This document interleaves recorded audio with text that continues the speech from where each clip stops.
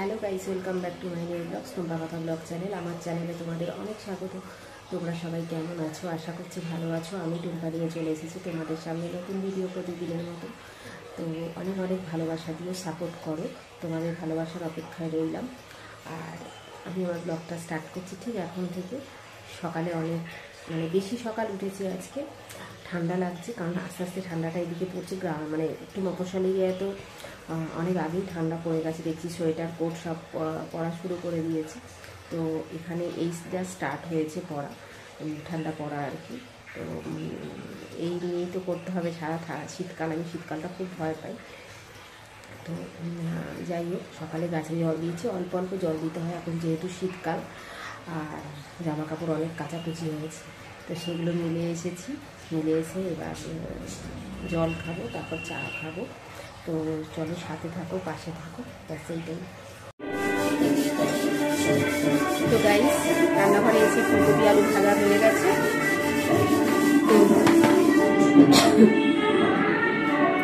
কারণ আর কিছু তরকারি করতে লাগেনি। ফ্রিজের মধ্যে অনেক কিছু খাবার আছে, মাংস টাংস করা ছিল, তো সেগুলো আছে, ওগুলোকে শেষ করতে হবে, নাহলে অনেক হয়ে যাচ্ছে। তো এই বেলাটা ওইভাবে চলে যাবে। ওই বেলা রাতের জন্য মা পরোটা বা রুটি এগুলো করবে, আর একটা সবজি করে দেবো, আর খেজুর তো আছে। তো আজকে দিনটা চলে যাবে, তার জন্য আজকে কিছু রান্না করিনি, শুধু ভাজাটাই করলাম। এবার যাবো একটু বাজারে।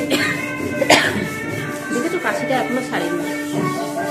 তো চলে যাবো বাজারে। বাজার থেকে কী কী আনলাম না আনলাম আজকে তোমাদের সাথে শেয়ার করবো। সাথে থেকো, পাশে থেকো। তো গাইস, যাচ্ছি বাজারে। গাইস, কি কি এনেছি চলো দেখে নাও। এই যে আজকে বাজার থেকে আনলাম ফুলকপি। তো মা বলেছিল ফুলকপি একটা আনতে, আমি পেলাম ভালো, তাই দুখানা নিয়ে চলে এসেছি।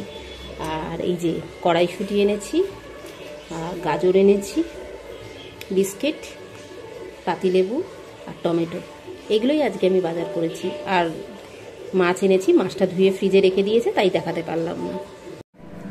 তোমার দিদিভাইয়ের শরীরটা খুব খারাপ, সেই জন্য আমি বলছি এই বাঁধাকপির তরকারি করেছি, আর এই মুলো ভাজা, এই দিয়ে ভাত আছে, ভাত খেয়ে নেবে।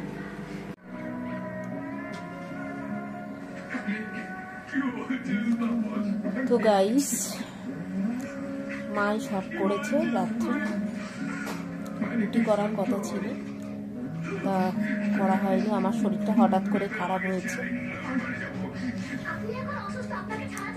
কাশিটা আবার বেড়েছে, যার জন্য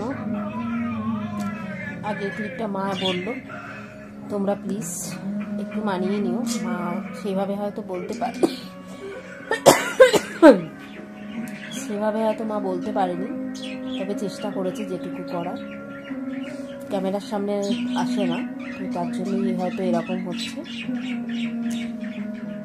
তো তোমরা আর কিছু বলার নেই, তোমরা সাথে থেকো, পাশে থেকো,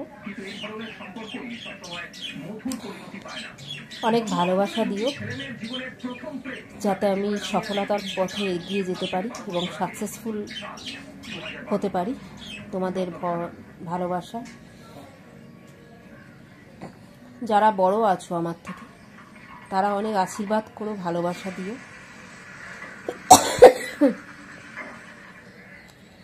ছোটরা তো দেবেই ভালোবাসা।